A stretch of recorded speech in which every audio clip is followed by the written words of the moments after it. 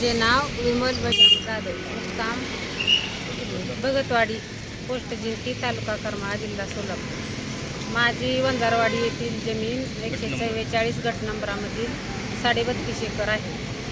तर त्यात माझी अशी फसवणूक केली आहे की माझं वडील 2007 साली वारलं आणि त्यानंतर 2021ला त्याने मृत्यूपत्र, वडिलांचं खोटं मृत्यूपत्र केलं आणि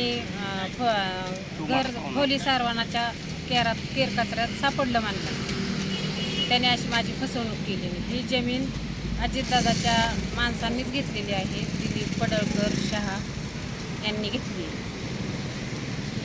यांनी माझ्यावर असा अन्याय केला आहे। आणि हां, हे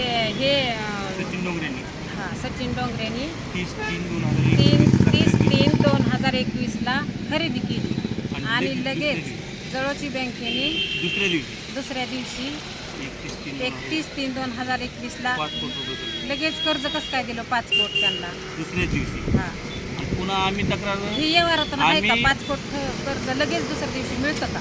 आम्ही तक्रार केल्यानंतर ती 5 कोटी रुपये ही करून त्यांनी पुन्हा तिकडल्या बँकेतून पुणे शाखा बारामती 29,99 लाख रुपये पुन्हा काढले त्यांनी। अशी माझी फसवणूक केलेली आहे त्यांनी।